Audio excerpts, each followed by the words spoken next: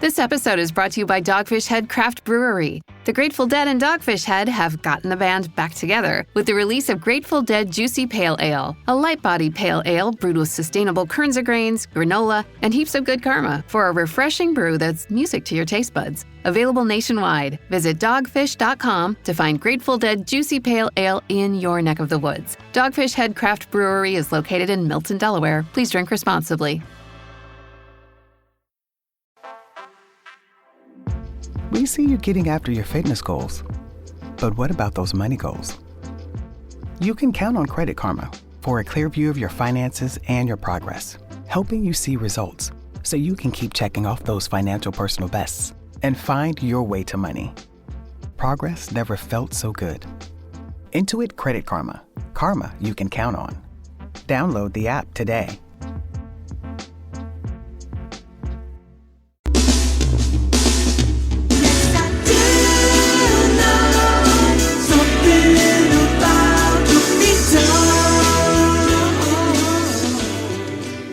Hello and welcome to Something About the Beatles, episode 247.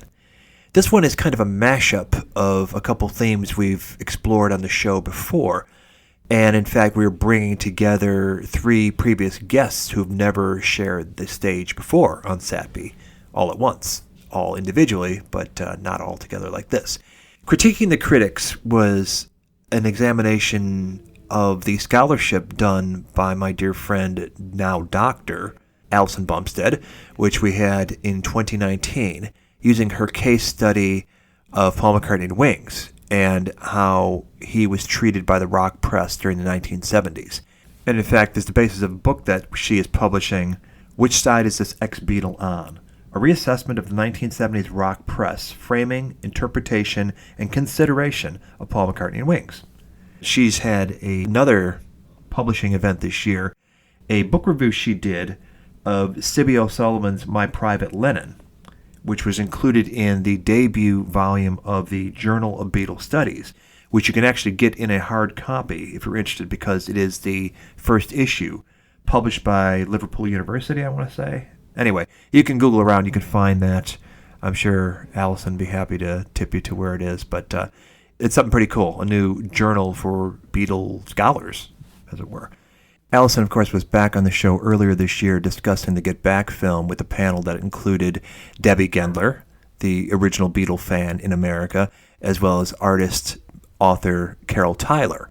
And you can see a bit of them in action on YouTube if you look for I Was a Teenage Screamer, which was part of the extended discussion they did at Fab4 Con Jam. I love having those ladies on the show and bringing their unique perspectives of fandom. Exploring the idea and the language of rock criticism and where the Beatles fit into that whole thing, pop versus rock, popism versus rockism, authenticity, those sort of issues, was all something that we did in the two parts with Alison when she was first on the show. And adding to the mix of that thread was Kyle Driscoll, who was on the show once before. He writes for Medium.com, and he had put together an article in the spring, which I thought was really cool, called The Art of Quantifying Art. It's more posing a question, really, than coming up with a thesis per se. The basis of that was just when we look at rock criticism and the rankings of a particular artist's work or particular artists, what is the basis for that? Is there like a consensual common baseline that critics work from, seeing as how a lot of times individual lists done by separate journalists will all have some of the same elements. When it comes to ranking Beatles songs, you could pretty much know at least 5 of the top 10 right off the top of your head that are going to end up there, and probably a pretty good idea what the top 3 are. So he's sort of exploring that concept, and where is the baseline for that critics come up with their judgments? Is it originality? Is it accessibility? Is it influence? What are the elements that you could then use to sort of rank one song versus another if you're so inclined to do that? Is there some kind of common basis for doing that? He thinks that there should be. whether that could ever be implemented in any meaningful way, who's to say? Independently of his article, Allison had mentioned to me there was something came out that people, I think, might have noticed earlier this past summer. The Beatles song sorter. It's an app type thing. It's a web address, which for the web addresses I'm going to be guiding you guys to in this show. All of them will be up in the description of 247 on somethingaboutthebeatles.com. I'll also throw some of them up in the Facebook page for Something About the Beatles, but it's something you guys should check out where it enables you to rank through their software your own personal favorites. That's an interesting thing. And then adding the gravitas of a guy who's been doing reviews and rock criticism and writing about rock and art for 30 years, Bill Wyman. Great friend of the show. Been on the show a couple times. The first time was in 2018, I want to say, and that was sparked by the piece he did for Vulture.com rating all the Beatles songs in order from greatest to least great. So we did a show ranking the Beatles, number 135, I believe. And that was the first time he was on the show. He's been on a couple times since. I love talking to him every time I've had him on, because he's so incredibly knowledgeable, not only about rock, but also about the world of rock criticism and just the arts generally and how all this stuff works. You'll hear some interesting things he has to say about the Grammys in this show as compared to the Oscars. So we have these two threads. The vocabulary of rock critics, and obviously we center on the Beatles as much as possible, but also what is the baseline for any kind of critique of that. So when we try to quantify art, what the hell are we doing? What does it mean? Is it all really individual subjectivity for something and how it makes us feel? Or should there be something a little more universal that these rankings will have a meaning and shelf life beyond the day of their publication? I don't know, but it was a fun conversation to have. It might be a little inside baseball for some people, but I love stuff like this, and I think most fans, even if they look at the published lists of favorites and best to worst that rock critics put out there and regard them all as BS, it doesn't stop them from compiling their own. As well you should. Anyway, that's what we're on about in this show. As I said, Bill's been writing for 30 years about this stuff. He first drew my attention at the Chicago Reader back in the 90s and has worked with NPR, Salon, San Francisco Weekly, New Yorker, New York Times, Wall Street Journal. So his credentials are rock solid. You might listen to this, some of you, and might think, God, he's awfully glib. But no, the man knows his stuff. And I really enjoyed bringing him together with Allison, and this is her field, rock criticism, and Kyle, who's been thinking very deeply about this stuff. First time I had him on the show was the article he did for Medium.com that was doing the comparisons between All Things Must Pass, Layla, and Plastic Ono Band. He's the kind of writer that will throw ideas out there and observations and things that he comes up with, not necessarily trying to persuade you to a specific conclusion, but food for thought. And I am grateful to him for setting this whole thing in motion, because it was his article that sort of prompted me roping the other two into this and seeing what we can make of it all. I'm grateful for that. We had a good time doing it, and hopefully you'll have a good time listening to it as well. As always these days, this is sponsored by BetterHelp. Go to betterhelp.com/Satby to get 10% off your first month of treatment. In the meantime, I'd alluded to on earlier shows this summer some Satby favorite guests that had been on the show a few times in the past, and that I was doing new shows with them, and that has happened. I will tell you who they are now, but not necessarily the topics just yet, but you'll hear them soon enough. One is Jeff Martin. He was a guy, if you are new to the show and haven't heard any of his guest appearances to this point, was a writer in TV. Still does writing for TV, but started out late night with David Letterman back in the 80s before pivoting into The Simpsons, where he worked for a good number of years. I think he still contributes from time to time. But a big, insightful, thoughtful Beatle guest in terms of the level of his knowledge, his fandom, and the insights he brings to the table. I was very happy to have him back on the show after a bit of a sabbatical for him. And the other is a British rock journalist going back to the Beatles in the 1960s through the 70s and beyond, Ray Connolly. had him on the show a couple times before. We are very happy to have Ray back among the healthy. As you can Google around, but he was in the hospital for a year with COVID. It was nothing short of a miracle that he pulled through and is back among us and offering his insights and his great, deep insider knowledge of the Beatles, and particularly John Lennon. He wrote, for my money, the best John Lennon bio out there, being John Lennon. And I would recommend to anybody as an essential Beatle read the Ray Connolly Beatles Archive, which is a collection of published and unpublished reporting and interviews that he did back in the day on the Beatles. Really great stuff. Smart guy. Very happy to have him back on the show. Beyond that, as the year is coming to a close, people have been asking me, when are you going to do a Revolver show, Robert, after all? And I was trying to come up with a fresh tack for that because it's not terribly interesting to me to talk about the Giles remixes because everybody's got opinions. Everybody's take's going to be different. Maybe I'll cover something with that. I don't know. But I actually was reaching out, trying to make a few things happen, including one of the guys directly responsible for the AI technology that made the demixing possible. He's now kind of doing work with Wingnut, Peter Jackson's company, for God knows what projects, but he was part of that for Get Back, worked on it with Revolver. So we are hoping to have that happen. It looks like the rest of the year he's going to be busy with other projects. Bill, fingers crossed, we'll see. But that would be a great insight to have. I've got another thing in the works just discussing the musical instrumentation on Revolver, which I thought was a worthy discussion, as well as sort of the long view, what it all means, and an assessment of the set from a guy who specializes in this. And I mentioned him a few shows back and his podcast, My Favorite Album. And that's Jeremy Dillon, who, as it happens, his favorite album of all time is Revolver. So who better to have on to talk about that? And if you want to get into the music theory behind some of the songs on the Revolver album, you could do no better than my past and future guests, Jack Petroselli of the Fab Four and Cameron Greider, who are returning to the show expressly to talk about Revolver. That'll be early next year. So plenty of Revolver coverage. There's going to be other angles I'm sure we'll come up with, but all that is happening.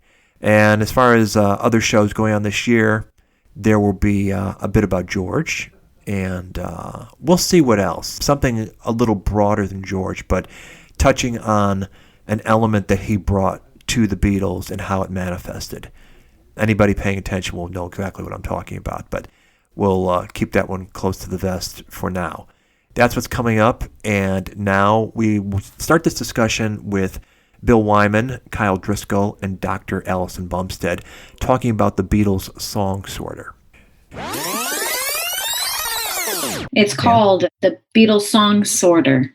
It presents like 2 songs or 3 songs, and you favor one over the other. There's 200 clicks to go through, and then you get to the point where it puts out your list for you. Wow. I wouldn't say it was wrong, but I definitely knew how I wanted my list to look. So whether or not it's accurate, I mean, I definitely... Oh, you're thinking after you went through the process, it didn't necessarily reflect what you wanted it to? No, it did, because I made sure of it rather than clicking, oh, actually, this one, maybe I do listen to more, or I like a little bit better. I was like, no, I've always liked this one. I'm going to pick this one. I consciously made that decision for my number one rather than let it do what it does. Mm-hmm. For whatever reason, I did that. I wonder if there are scenarios where if you're just comparing 2 songs where you might like A less than B and B less than C, but you would have A over C if you were handed those 2 songs. Like it's just how your experience with each of them and how they relate to each other. Yes, and I think that's exactly what this did. I don't have my entire list. I have of course, we all know what number 1 would be. And then it was All I've Got to Do was number 2. So I knew that would happen. So was the critic's Baby, A Day in the Life at the top? Maybe. I'm not even sure that would be my number 1, though. I guess it would have to be in the top 5. I don't think I thought it would be the number 1. I thought, to be honest, another one would be number 1. I think it's just the way, the constant comparison and the algorithm of it. But it was interesting to make your own list. The biggest criticism or any comment at all by far was the last one, which of course is Good Day Sunshine. Mm-hmm. And everyone got mad at me about that. I mean, I literally still get people yelling about me. I read the comments on that one. I'll bring those up later. One question, Bill. When you're making the list, is there something of a conscious effort to put something familiar as the last, instead of like dig it, where someone would see it and be like, okay, yeah, well, that's a throwaway. Is there any, just from a journalistic or writing sense, desire to have something that people know and are going to react to one way or another? Well, honestly, when I look over the other lists, I mean, when you think about Pink Floyd or The Clash or Led Zeppelin, I mean, I don't think I do that. And when people would yell at me about this, I've always hated Good Day Sunshine since I was a kid. And as early as 1989, I think I wrote a big review of the Paul McCartney, when Paul McCartney finally went back to touring. And I remember somewhere I was kind of describing, I said, the show started with my second favorite Wings song, my all-time hated worst Beatles song, my third favorite Wings song. And then, I kind of had this thing that I explained what they were. And Good Day Sunshine was one of those. So I could point to people, I could say, hey, 30 years ago, I was saying this is a terrible song. So I see what you mean. And to answer your question, I was not trolling. And I don't want to say I'm not above having a little fun with things because I want it to be a fun read, but I don't believe in trolling. So it wasn't trolling. It definitely is a very fun read. And I should say that piece and your Mick Jagger piece, where Mick Jagger is reviewing Keith Richards' book, are probably two of the biggest influences on my writing. So thank you so much for those. Oh, thank you so much for saying that. Yeah, it's kind of funny because both pieces, in a way, I'm trying to think if the Beatles one was my first list. No, I think Led Zeppelin was my first list for New York, but they're both media criticism in a way. Like the media criticism of the Mick Jagger thing is everyone's saying all this stuff about the Keith book, but has anyone taken a step back and realized what they're doing? I mean, this guy is a sociopath and they're all talking. I go, what would it be like to have lived with him for 40 or 50 years, right? And then the Beatles one, it was kind of funny because it's the ultimate listicle. And listicles are just the bane of everyone's existence. The top 5 things that Beyonce said on Jimmy Fallon last night, you're not going to believe number 3, are the worst thing in the world. And so you kind of think, oh, it's a listicle, but then it turns out that it's 20,000 words and has this interesting structure and stuff like that. So yeah, so both of those they try to make you think about the form a little bit. Thanks for saying that. Yeah, no, of course. And thanks for writing it. Oh, and people should know, and they get page views. I mean, that Mick Jagger piece was one of the very biggest stories in the history of Slate magazine. I don't know anymore, but it was just this massive. And the Beatles thing, I think, was the 3rd best read story of the year for New York for the year. So you can write substantive things and get readers.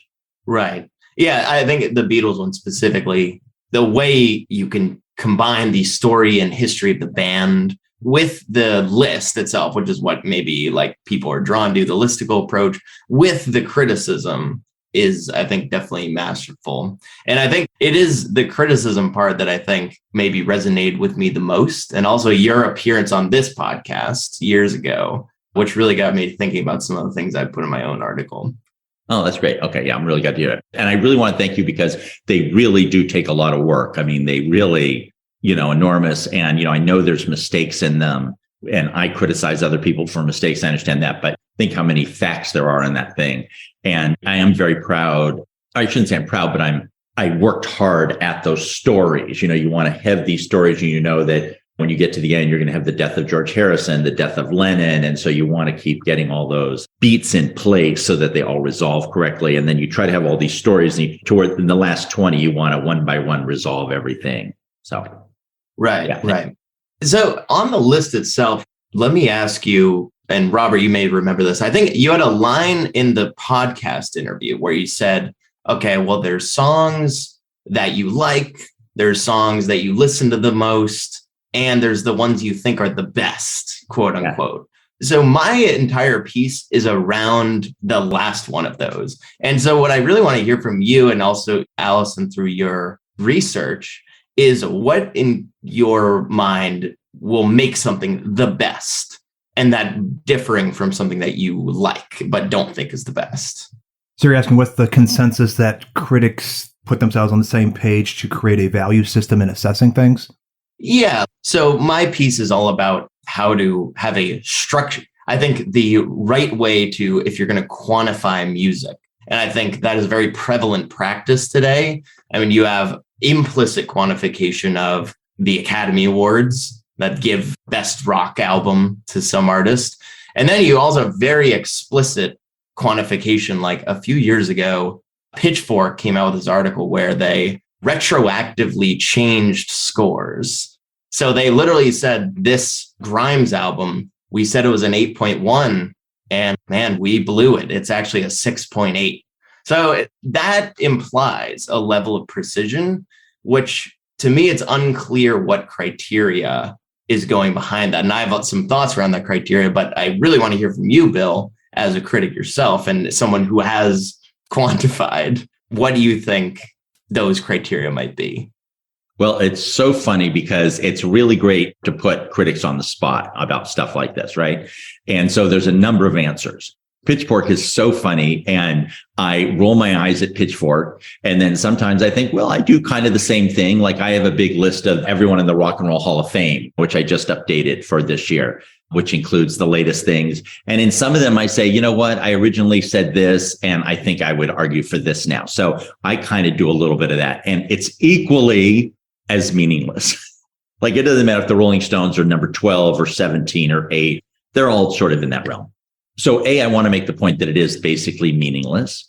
And it really does come down to nothing more than, as you say, the critic's opinion. And people say that all the time. They always say, it's just your opinion. And it's like, yes, it's my opinion. Now, I would argue, I think, in all seriousness, that a quote unquote decent or good critic answers that question in the actual prose. And I wish I were as high level as someone like Real Marcus or Robert Christgau and some of these other people. There are people like the guy who does the 500 Songs podcast who knows so much more about music than I do. There's people who are musical ears, which I don't have. One thing that people forget is that all I care about is the reader, right? I have a reader, ideal reader, and that's who I'm communicating to. And I really don't care about anything else. I don't care about the Beatles. I don't care about whoever I'm writing for. And I don't care about the subject even. Do you guys know Jimmy DeRogatis? You know that critic, Jim DeRogatis? Yeah. Yeah. Yeah. So we did a radio show back in Chicago and back in the day, and we always had all these funny lines against each other. And one thing I would always say about Jimmy is I'd say, we argued about everything. Okay. So this sounds mean, but we each gave as good as we got. I would say to him, Jimmy, the trouble with you is that this is what you like. You like good punk rock, bad punk rock, good psychedelic rock, bad psychedelic rock, and then everything else in that order. And the point being, he was very doctrinaire. Like he liked his forms of music and he was allied to them.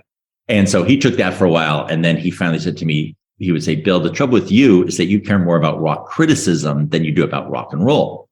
And I would always take that. And then one day I said, you know what? Actually, you're right. I really do care more about one piece of criticism. I would sell rock and roll down the river for one piece of criticism.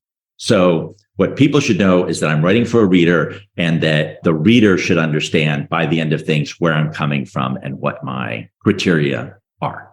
Okay. So you want to encode it in that. So in the Beatles one, for example, I would talk about creating meaning through sound and how that evinced itself and all these different things. And then by the time you get to the end, you are supposed to appreciate that, wow, that's one thing the Beatles did. Gee, I wonder what songs did they do that did that better than any other song or that did that in the most profound way? Well, you get to the end, it's Penny Lane, Strawberry Fields, Day in the Life.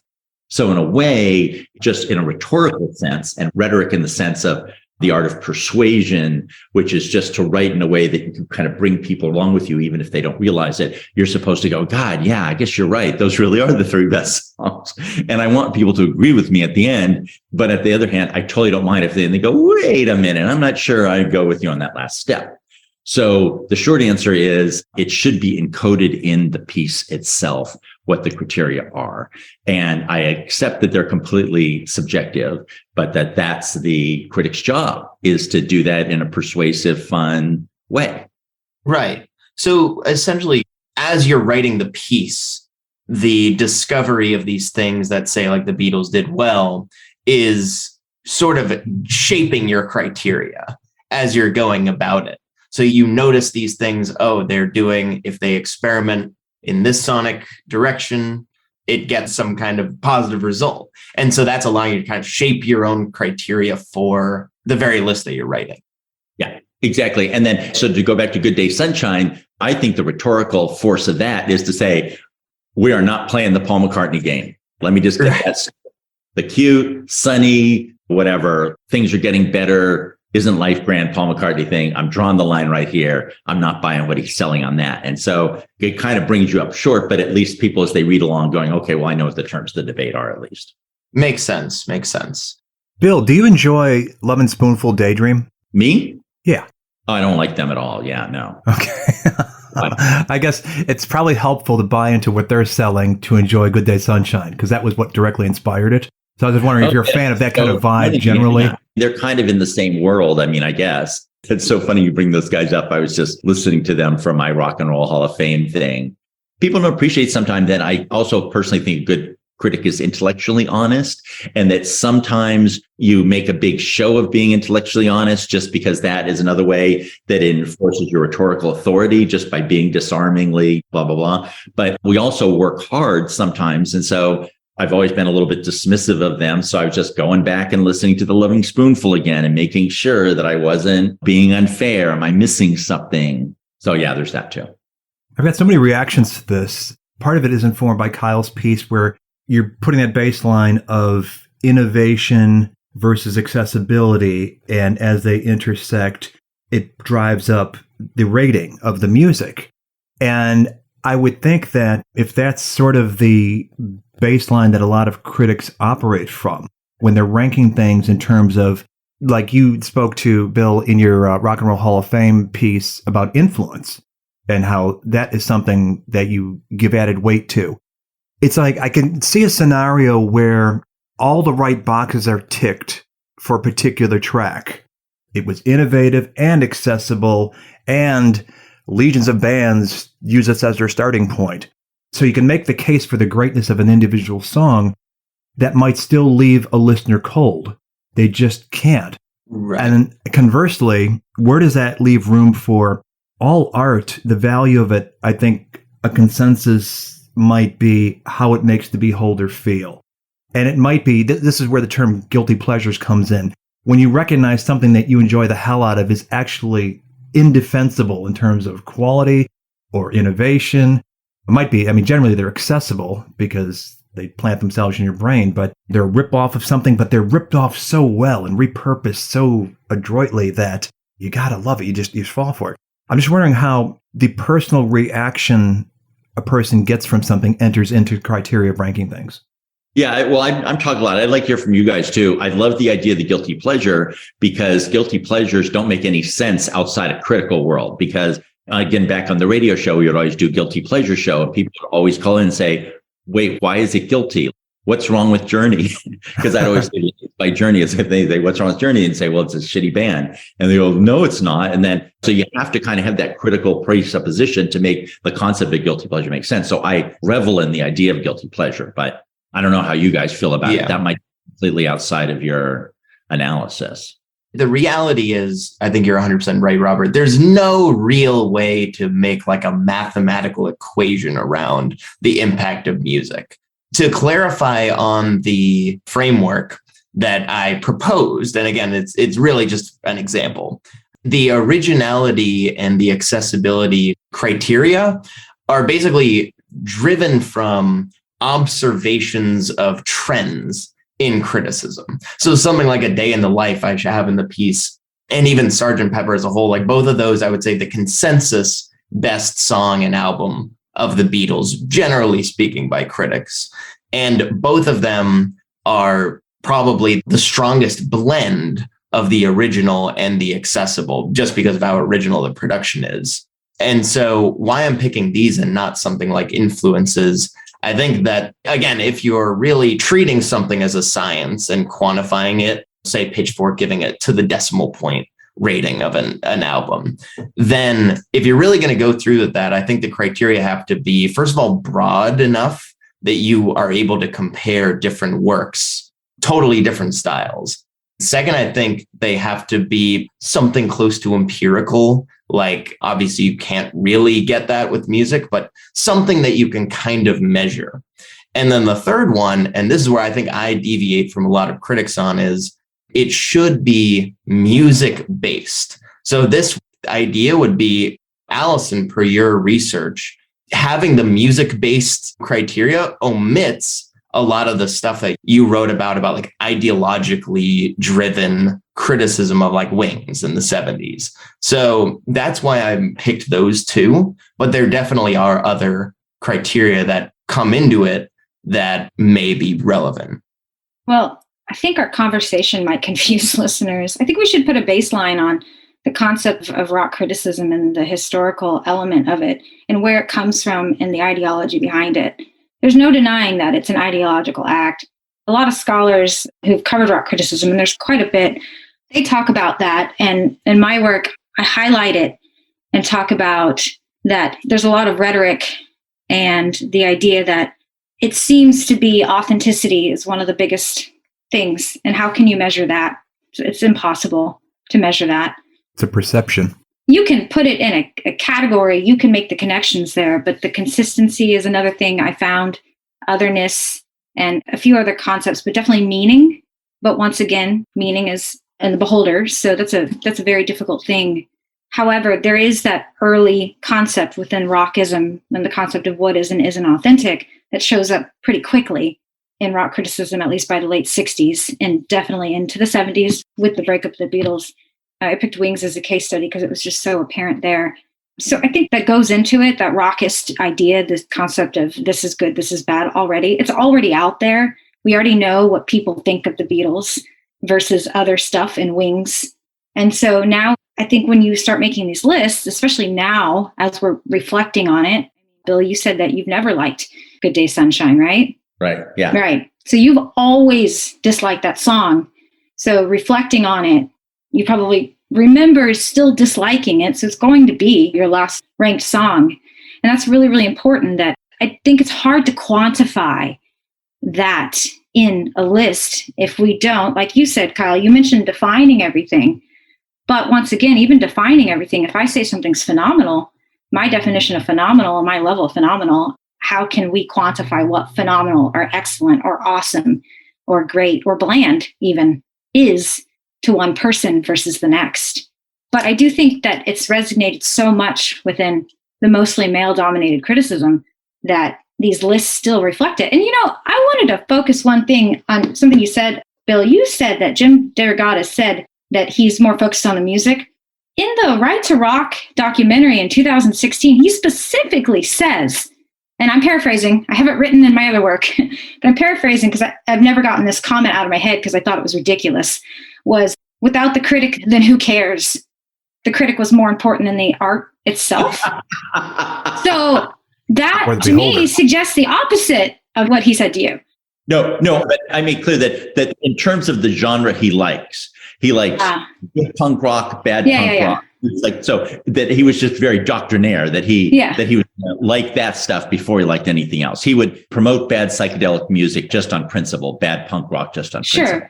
Sure. Okay. That sounds like something he would say. And that's that whole Nabokovian thing, right? It's like the pale fire, like the art doesn't exist without the critic to interpret it, which none of us actually think, but it is an interesting way to think about criticism, that you're making something come alive and mean something that is really just digital ones and zeros. And it does make you think about what art is and what critics are. Sure. But Jim and I always say everything the other one says is completely wrong. So I'm on your side. And I'm not insulting him, but that comment always resonated with me. And one of the books that I don't know if you guys are familiar with it, this is from 2005. It's called Rock Criticism from the Beginning.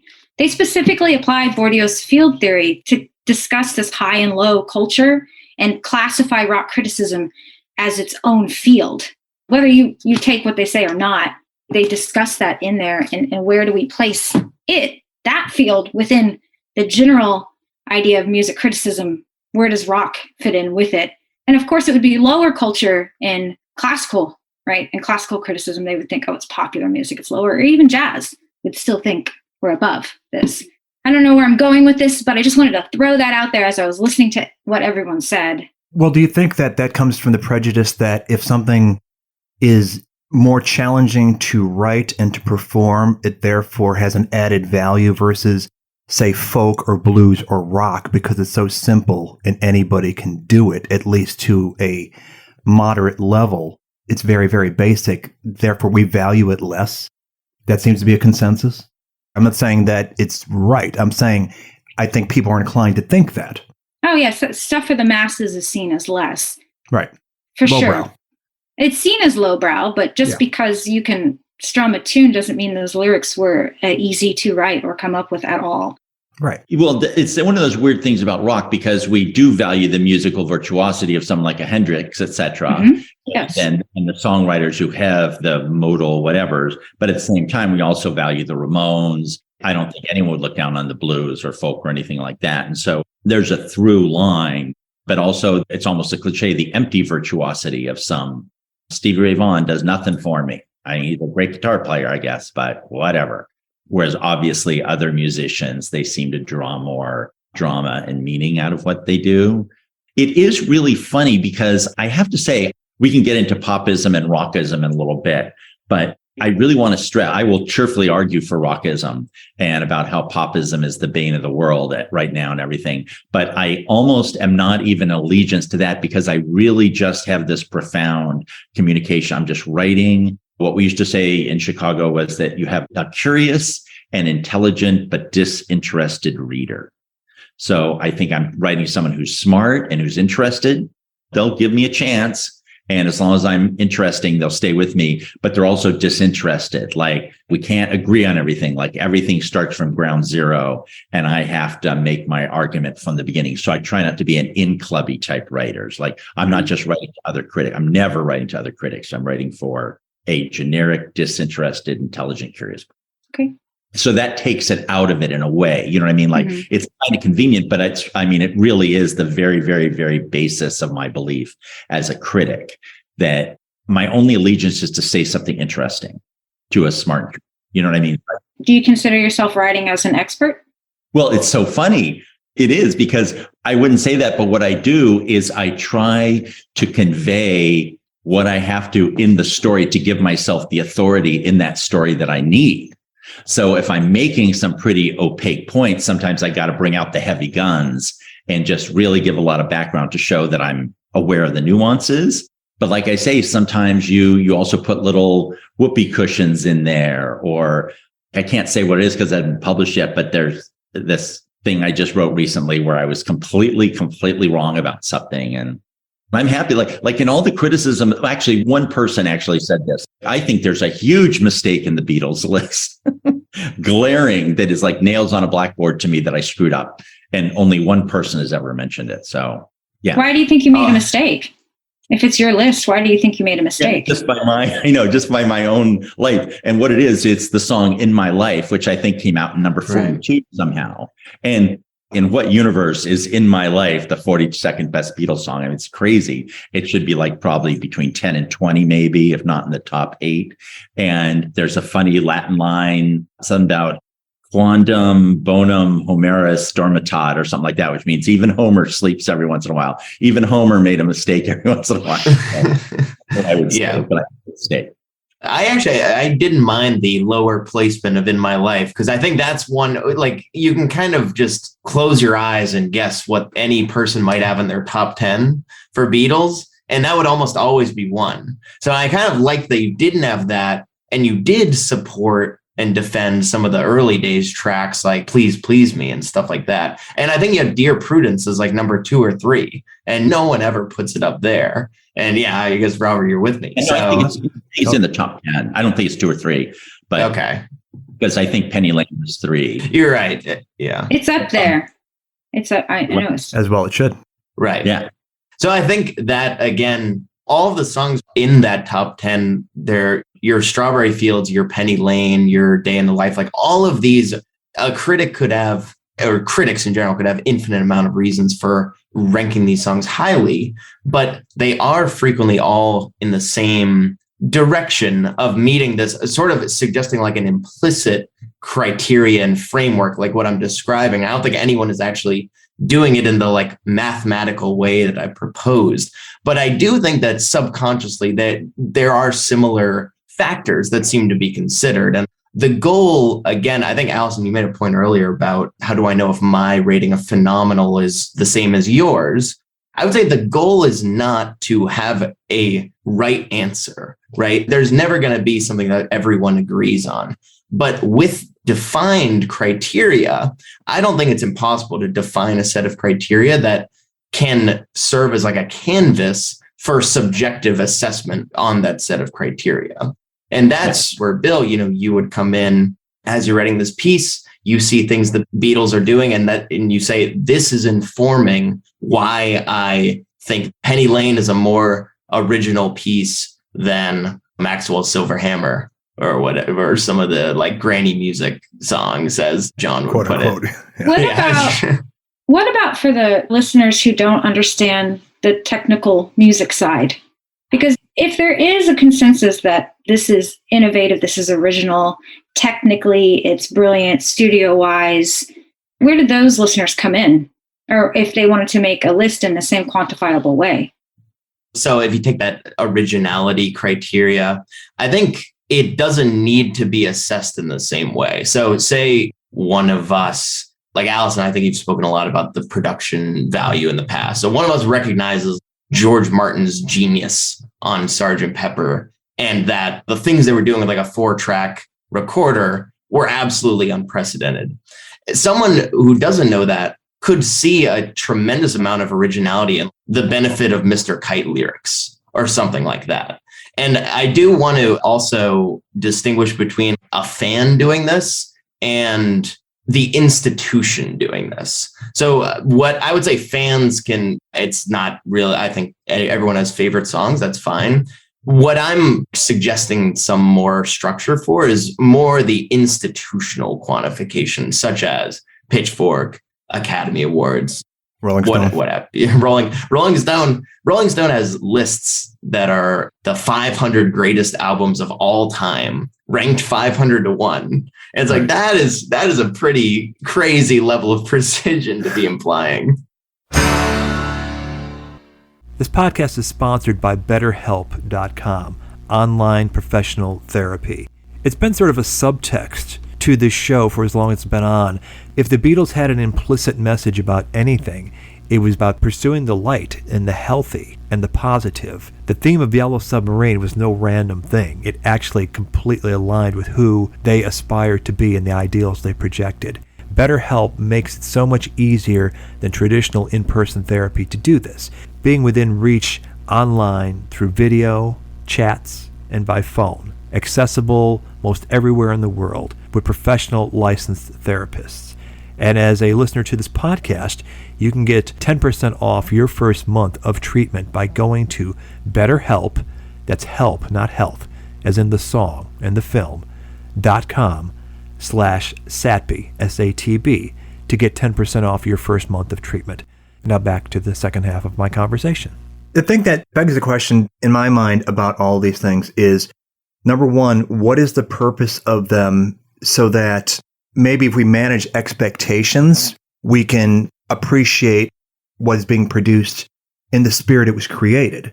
Because I think there's a predisposition to look at anytime we see a list of the greatest of anything, think, well, who does this writer think they are, kind of thing. And what am I supposed to get from this other than if you like the artist or you like the subject, you might enjoy the read. You might even learn something from it.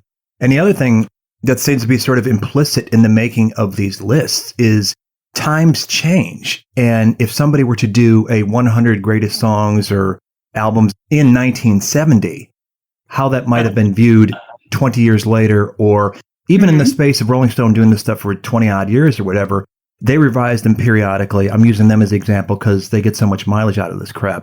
And they do adjust things. And I know they recently did a 500 greatest rock songs, so recent that people were comparing the previous one to the current one and how so much stock has fallen for some artists and other artists have suddenly become relevant. So when these lists are created, are they meant to be a snapshot of the times? And I would just say that, for example, to use myself as an example, when I've done the series with Gary Wenstrup of Beatles Olympiad, where we're talking about our 3 favorite songs ranked off any given Beatles album, I make it very clear it's a snapshot of how I'm feeling that day. And I might, if I revisit it a month later, I might have 3 different songs or rank them totally differently or whatever. So I think people might look at if an established rock critic and an established platform produces such a list that maybe they're meant for a longer shelf life than that issue or that publication date. And should they recognize, this is how it is right now. This is of this moment. And we're going to come back a year from now and do something completely different. I have to say, I do agree with you on the idea that who's reading these lists and why, and who's making these lists and for what purpose. And I think that's something that we should really establish on. Does everybody in this call read those lists seriously? Besides seriously, writing them? Or read them generally? Read them generally, read them seriously. Is there a certain critic that you're like, I want to know what their list is? Or if you find a list on the best worst Beatles songs, are you going to read it, and what's your purpose in reading it? I would just answer for myself. I have always read them, but what has changed over time is how seriously I take them. I think as I've gotten older, matured, whatever, broadened my horizons, done my own learning on my own, I come to recognize, and maybe not necessarily fully accurately, a lot of the stuff is just thrown out there to get clicks and not necessarily meant to convert the unconverted or educate the uneducated so much as to provoke conversation, which I see is quite valuable. And just like when I was exploring music beyond what I was just hearing on the radio, and I was one of these people that bought the Rolling Stone record guide and picked up any number of 5-star albums in there by artists I'd never heard of, just because, well, if these people who know what's what are saying this is great, I should give it the time of day. And for some, it was a great, great way of discovering Love, for instance, Arthur Lee's band, which I'd never heard before. It's like, holy cow, this is amazing stuff. So it had that kind of value for me, at least. It educated me. Is that maybe the modest goal that these lists should have? If it educates, not everybody is steeped to the bone in this stuff as we are, right? And if you're a casual person just scrolling through on your phone and top 5 whatever, or top 10 or top 50 whatever, it might be worth to pass the time having your eyes opened about something. Then it might have a value. That's right. A modest goal and a worthy one. I think that's a great goal. And I've definitely been educated by lists such as this. If I don't know a song in the top 10 songs of any decade, like I definitely should consider it something I should look into. But I'll answer also for myself. And I'm probably tipping my hand with writing this entire piece, but I love lists like these, but primarily for the reason that it gives a window into the kind of assessment, maybe at that time, but at least from an entity like a Rolling Stone, which is such a, even still like an entity at the elite of like rock or music criticism. And it gives an entity as to what they're valuing and what is important now, like in 2022, if they came out with a list. And reflecting their readership. In that, the way sure. these lists are changing, it's like, oh, we got to have more of these artists in here because that's who's buying the mags. And like, I don't think the last one that came out, like, I don't think Kendrick Lamar had released a song yet. And now he has an album in like the top 20 of the list. So that's interesting too, with the passage of time. And I think something like when Rolling Stone says these are the 100 greatest albums of all time versus something like your piece, Bill, like, I think it's a little different because it's just not to continue to blow smoke, but like, it's such a great read. I go there for the read rather than the list. But if something like an entity puts out this kind of ranking, I love seeing what they are attempting to enshrine, if that makes sense, and why. Yeah. And I look at it a little bit differently because I believe in personal journalism, right? And I grew up with Rolling Stone, so I understand the whole thing about the end of the year list and stuff like that. But it used to be that Rolling Stone would do things that would be really controversial. They'd put like kind of obscure things in there, or the lead record review would be someone you'd never heard of, right? That almost never happens anymore. I think it was, I don't want to use the word corrupt, but it was completely untrustworthy during the last few decades of the Ann Wenner years because he just driven out everybody who would say things. So, of course, Bruce has to have 5-star albums, the Rolling Stones 5-star albums, REM 5-star albums. Everyone's still making 5-star albums. Like, amazing how they're all doing their best work, right? And so the Grammys are the most corrupt thing in the world. I mean, they don't even belong in the discussion. Fair. But I don't watch them. I think the Academy Awards are very, very principled and honest. They are what they are. But the Grammys, people don't even understand how corrupt the Grammys are. Yeah. As opposed to the Oscars, you mean like the film awards? Yeah. Well, the Oscars are done. It's the movie industry voting on itself, and it's all done completely honestly and above board. Nobody knows who's going to win. People don't even know this. There's a secret committee in the Grammys that secretly meets and secretly changes the nominations. It's so corrupt. I don't understand how people take that thing seriously. Was that how Jethro Tull won Best Heavy Metal Act? Yeah. I mean, so I've never trusted the Rolling Stone ones because you just always felt that Jan Wenner was in there. Like, I don't know anyone. I mean, I don't even know anyone who thinks Sgt. Pepper is the best Beatles record, but it's always the best record for some reason. And the argument for it is that, it was important at the time, which I totally respect. But I just love a list like that would make The Chronic the most important record or something like that, just to like fuck everybody up and have a sense that they're trying to get us to think of a new way about something. Like I don't understand why Dr. Dre isn't in the Rock and Roll Hall of Fame, as a producer or something, right? I still think the Monkees should be there. Right on. We know why they're not. We know why they're not. Remember the stink when they put Dolly Parton up? But she did the most rock and roll thing. She did the most rock and roll thing by going, nah, I'm good. Right. Exactly. She absolutely deserved it. After that, I was like, yes. Put her in the Punk Hall of Fame. Yeah, put her in the Punk Hall of Fame for that. Something Allison said I thought was really important is that so many rock critics are guys. So there's always been this male thing, which is not good. And particularly in the quote unquote formative years, besides, of course, Ellen Willis and one or two others, you just Lillian really... Roxon. Yeah. Sure. But just that authority for so long were just all these idiot guys. And that's my critique of the Rock and Roll Hall of Fame, too. Like, I don't actually think they're bad nominating women, but the nominating committee hardly has any and hardly ever has had women on the nominating committee. Well, I don't understand how you can say that women aren't allowed to nominate. Women aren't even allowed to nominate people in the Rock and Roll Hall of Fame. It's just outrageous. So that's kind of the original sin of rock criticism, I think. Well, I think the original sin beyond that is not recognizing that teen fan magazines are just monumentous in gaining readership for rock and roll, and it's completely ignored by most. Now, people acknowledge it, but then they're like, oh, yeah, but it's not the same. It doesn't matter. I'm just going to add that. Right. Yeah. It served a purpose, a valid purpose. Absolutely. And I just think, but the other definitional issue I think that's at stake here is that one of my precepts is there's a big difference between pop music and rock music. And there's always been pop music. And that a lot of times people want to say that pop artists are rock artists and that they should be treated the same way. And that you just need to make that distinction, like what is motivating the people? Like what kind of music are they doing?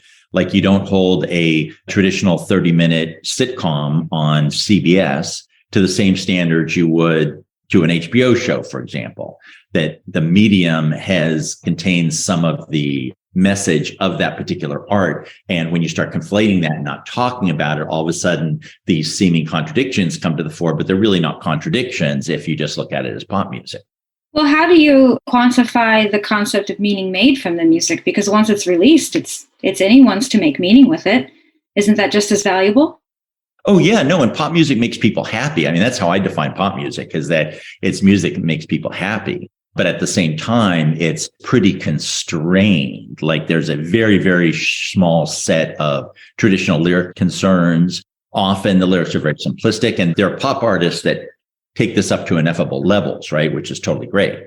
But you just need to make that clear and then say, look, this is dumb pop music, but blah, blah, blah, blah, blah.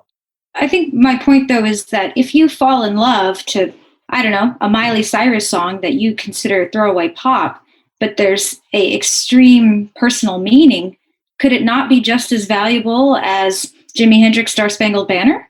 Oh, absolutely. Yeah. I mean, the other thing, the corollary to the way I get out of this whole thing is that if you don't like what a critic writes, just write your own criticism. The problem is that women have been excluded from the debate, which I've been concerned about that my whole career. And I've tried to embolden women writers, blah, blah, blah, to some extent. But I don't understand the criticism of critics a lot of the time. Like I criticize other critics because I'm sort of in the game. But at the same time, if people don't like what a critic says, just write your own criticism and just write your own list. I mean, it's like great. That's one of the precepts of our Gemini's show, too, is that it was called Sound Opinions. Everyone gets to call into the show and say and be treated with respect and stuff like that. Now, I think a lot of those are wrong. Like I think everything Jimmy thinks is wrong, but that's part of the whole thing. You want all those different ideas out there because that's how the world changes. And when you get to this thing where there isn't criticism, that's what I think is dire. I don't think there is such a thing as rockism.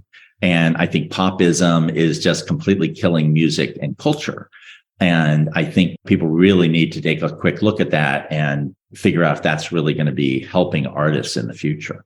Say more on that. What do you mean by popism is killing culture? I mean, negative reviews don't exist. Like, that's the funny thing to me, that everyone's yelling at me about Good Day Sunshine, right? And I mean, good Lord, Paul McCartney, the largest selling artist of the 60s, probably the largest selling artist of the 70s. He's made literally billions of dollars touring, right? And one critic says something bad about one song he wrote, and it's like the end of the world. And you look at Metacritic, for example. I think there's a lot of popism in film criticism these years, but you look at Metacritic about films, right? Red, yellow, green, yellow, red, green, yellow, red. You look at music, it's all green. Negative reviews completely don't exist. Once in a while, someone says, oh, but John Perella said Coldplay was bad in the New York Times. It's like, yeah, 12 years ago, like, that's the only negative review that people can think of. And way back when I was in Chicago in the 90s, I did a piece about how the Rolling Stones never got a bad review, ever. Every single record was their best record since Some Girls. I don't know if you've heard that construction, the best record since Some Girls. Yeah. I invented that because I did a systematic analysis, and you could follow places and they just kept saying, oh, this is their best record. Oh, the last record was really bad, but this is their best record since Some Girls. And then I did a piece for either BuzzFeed or somewhere about REM albums in Rolling Stone. I don't know if you remember this, but so Feel and Accelerate. Was it Accelerate?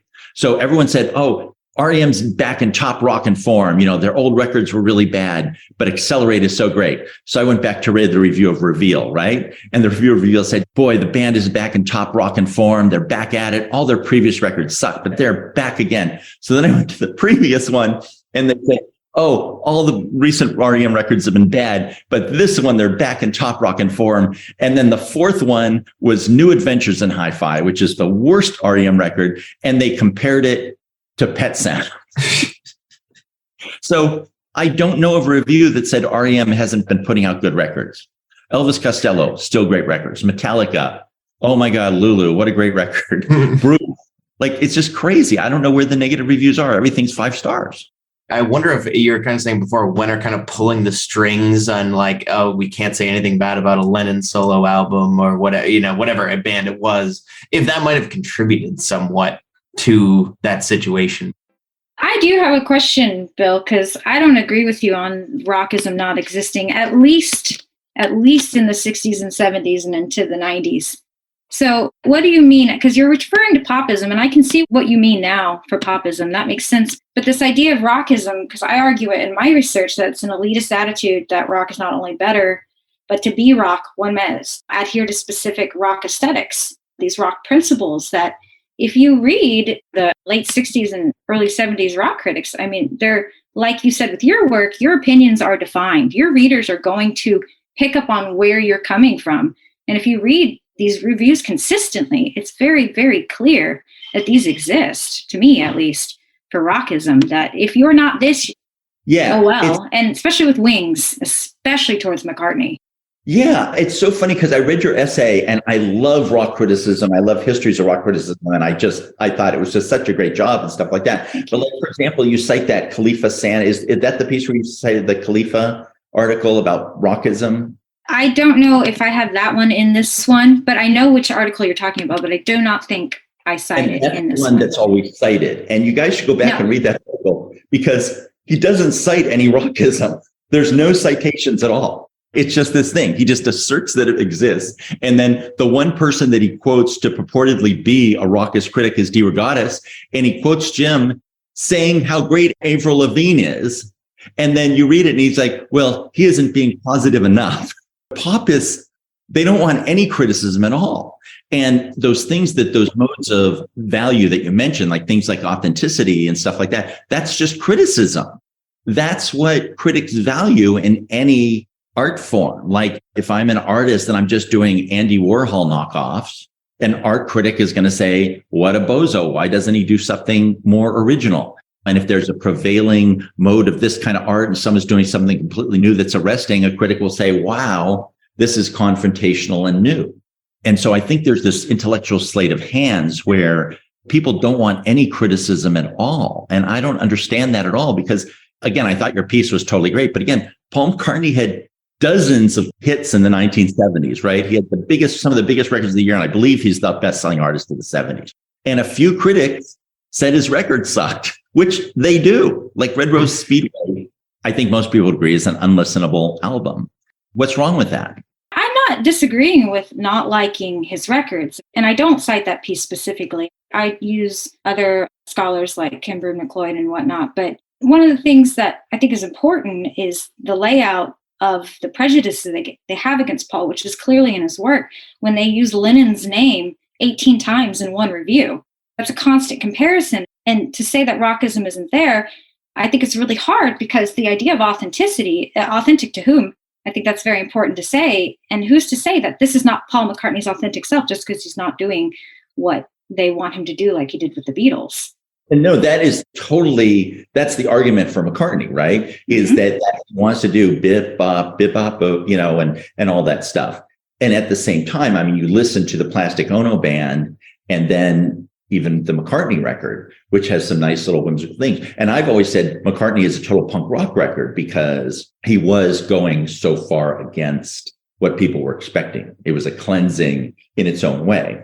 But you listen to the things that John Lennon was taking on, and you see Paul McCartney just sort of avoiding those things. And I just think that's a fair comment. I mean, why can't people say McCartney's writing fluff? And also, since it seems so lazy as well, I mean, there's a number of things. A lot of the stuff is ill-produced. The lyrics are silly. It seems lazy. There's 2 or 3 just utterly demo, whimsical throw-off songs on every record until you get to maybe Band on the Run, I think, when he started doing real serious records again. So I don't know. I mean, it just seems to me valid. I mean, and for example, here's one thing I remember in your piece too, like all the stuff about Wings and Paul McCartney and Wings and stuff. Like, it's Paul McCartney. It just feels sometimes like the popist analysis is like anything that you do that isn't what the pop star wants is really bad. And we all know that they're all Paul McCartney solo records. Linda never wrote a song on her own. Denny Lane never wrote a song on his own of any interest. So why shouldn't I just call him? I mean, when it comes to the reader, I don't want the reader to think I'm carrying Paul McCartney's water, right? I'm just going to speak honestly. Hey, look, they're all Paul McCartney solo records, right? Sure. Well, and I say that that's partly Paul McCartney's fault for changing the name as well. And that's not hidden, especially with the changing of the credits. I don't defend Paul on that. I don't think I defend him actually in this, but I do think it's really hard to take your personal opinion out of any of those McCartney records when half the time it's a comparison to the Beatles. It's not reviews of the records half the time. One of them, they get the record and he just said, oh, the cat peed on it. Oh, well, it's McCartney anyways. It's not even a review of the record. It's a review of how they feel about McCartney. And so that to me instantly is an example of it. And I can see what you're saying about popism now, but could we say that the pendulum has shifted from, yeah, you can't just make the artist happy, but does Paul need to write for the critics to make them happy? Or any artist. Okay, so my other problem with popism is that it isolates everything from the content.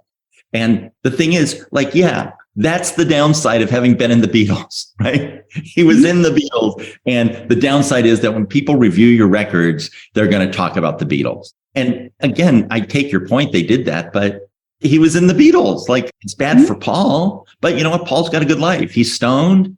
He's hanging out with in Scotland. He's making his little records in his studio, and he's going out and making $300 million every time he tours. I mean, I just can't, I'm not losing any sleep at night that some critics said some bad things about Paul McCartney, or that they said some things that weren't super sophisticated, because it's all part of the panoply of, you want all those ludicrous opinions out there. You really do. I mean, it's really great for everyone, I think. Right.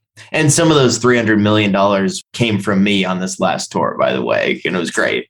So this kind of discussion is sort of part of the motivation of my suggestion for something more consistent and structured. Like, again, different if, Bill, you're writing a great piece on the Beatles, all the Beatles songs that has like the history and the whole story. But when you have this real assessment of good versus bad, quality versus not, this entire discussion is kind of my argument for something more structured and founded on like consistent criteria, and why I have something like originality as a argument instead of something like authenticity. Is your point, Bill, was you can't just rip off Andy Warhol and be considered good.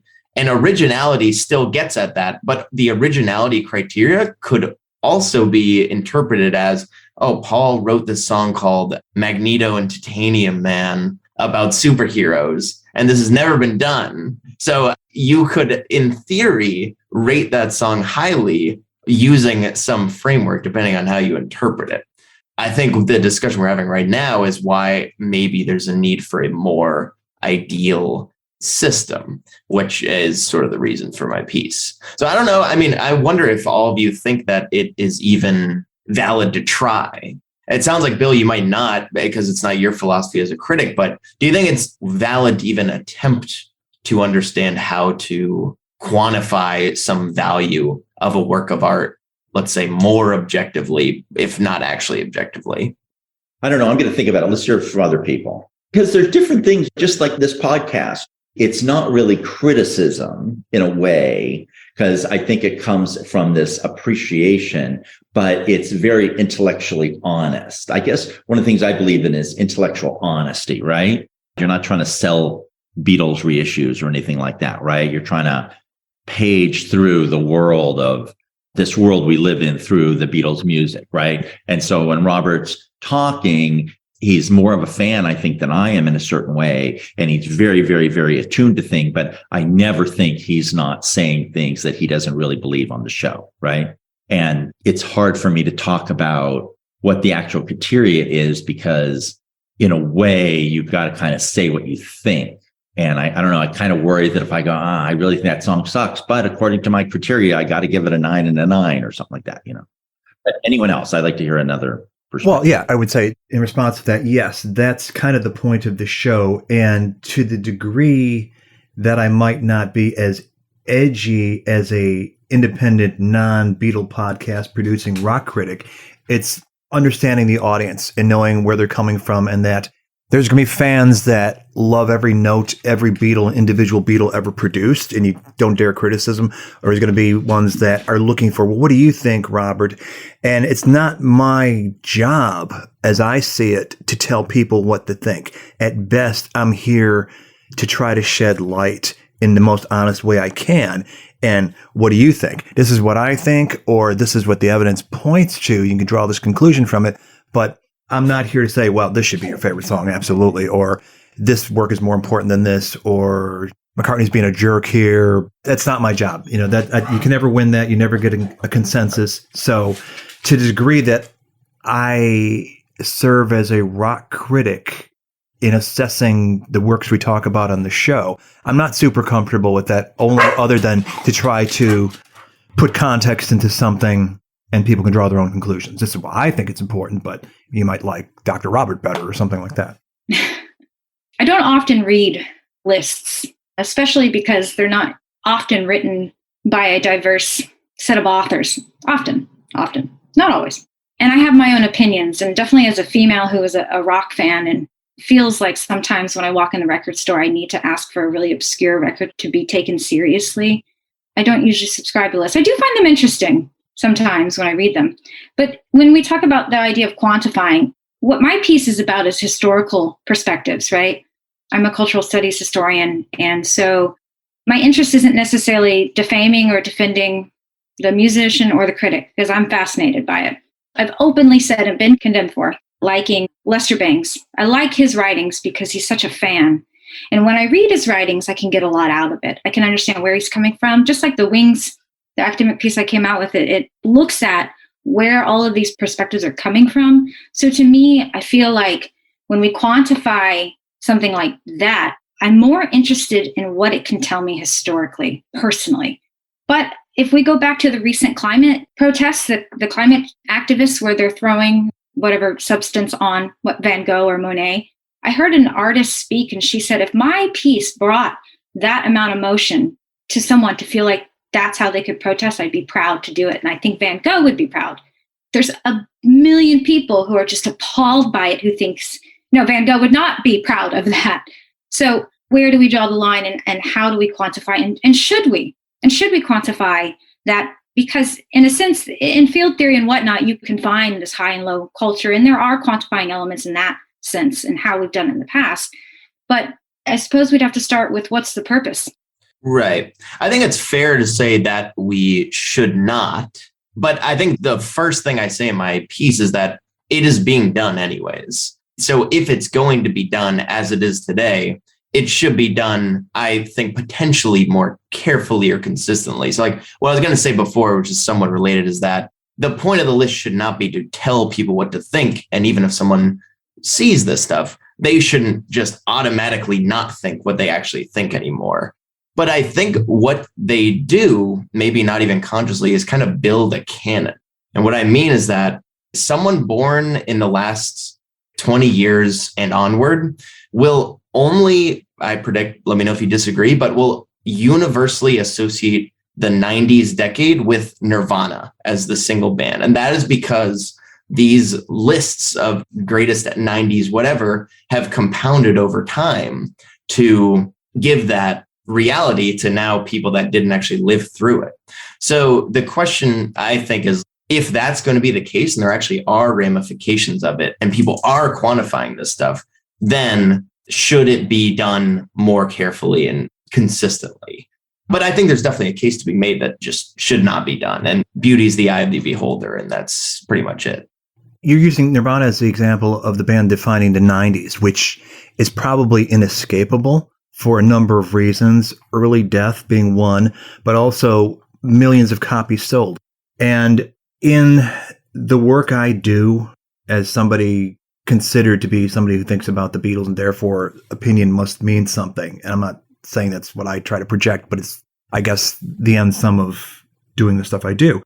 When people will ask me to quantify something, which I always hate having to do because how do you quantify art?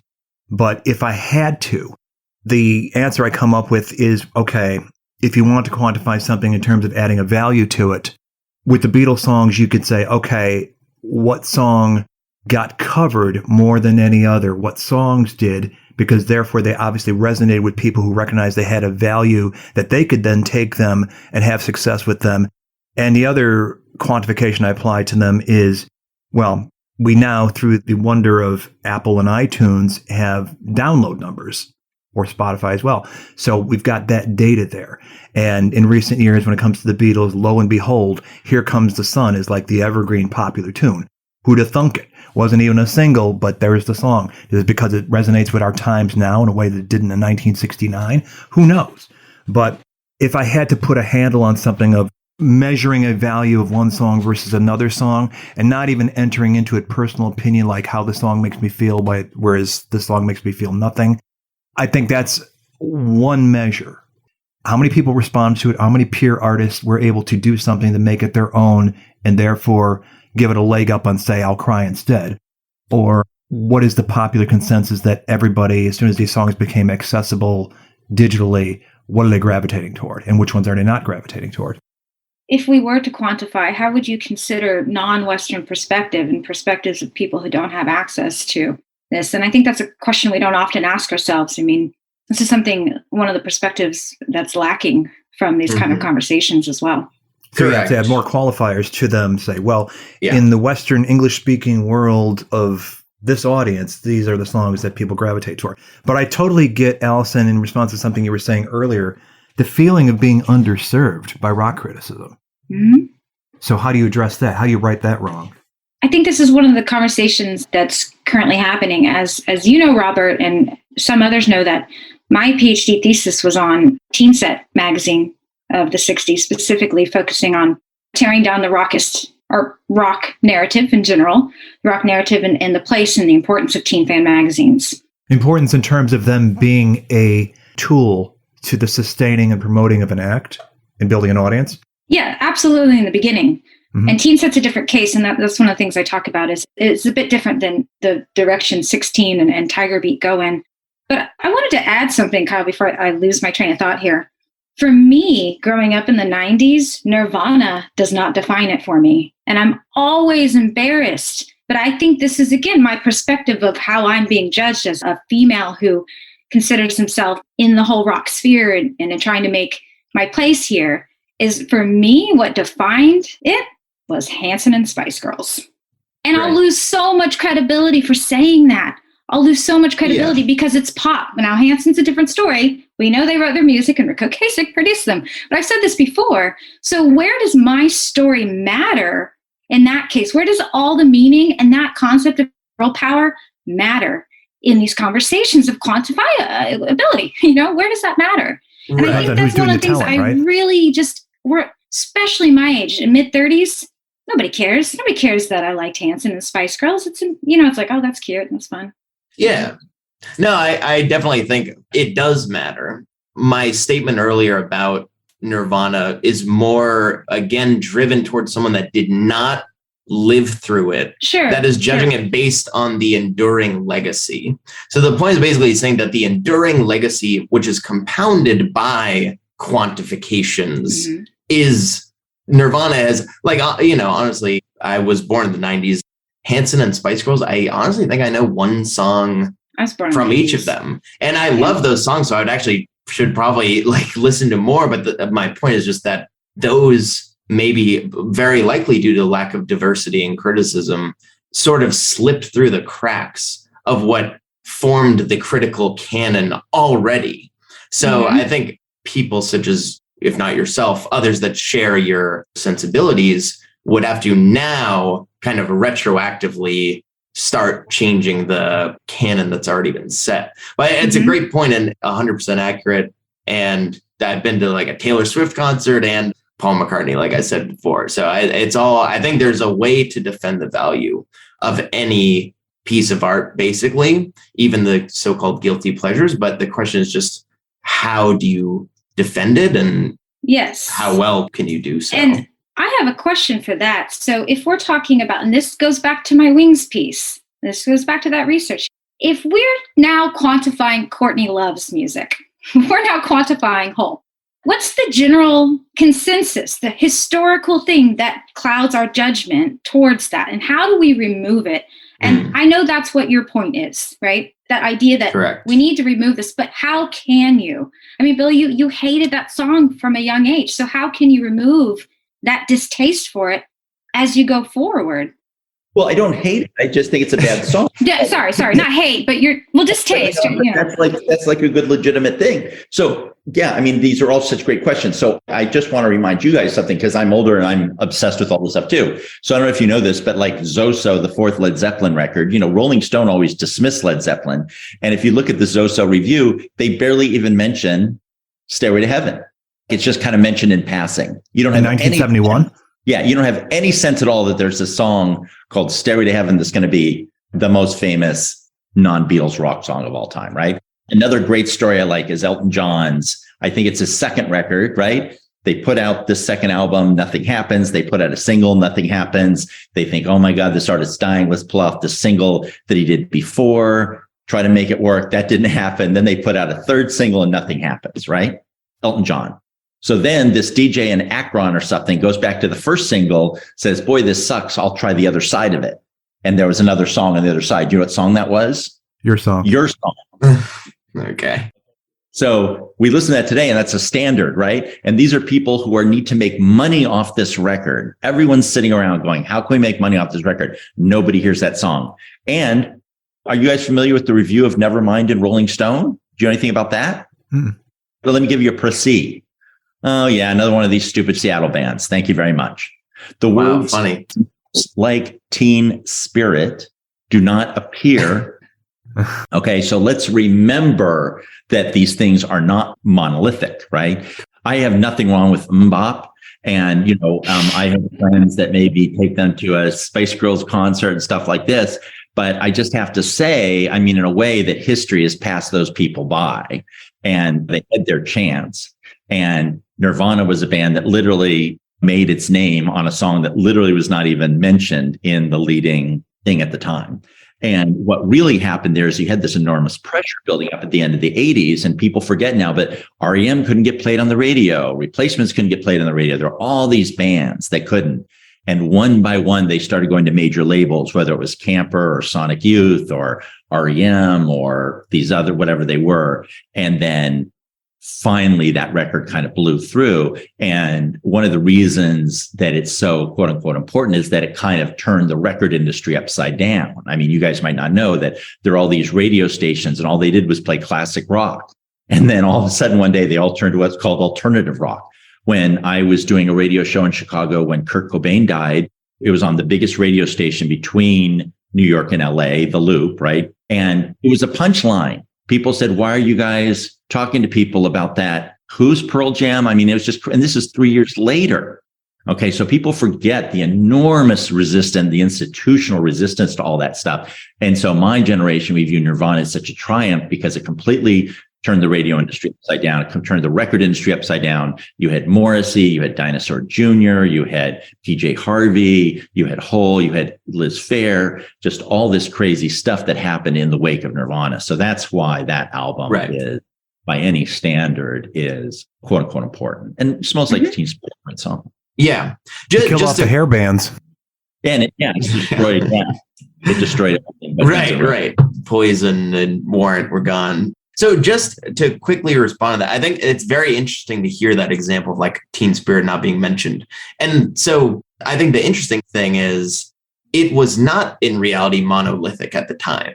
Now it's pretty monolithic. That Nevermind is the great, like from a, institutional landscape. So a consensus is formed around it. Right. And I think that is in some way formed by the compounding of just people over and over for very valid reasons that you laid out, Bill, saying, well, this is just the most essential work of the 90s because of inspiring all this other alternative music and the industry implications and things like that.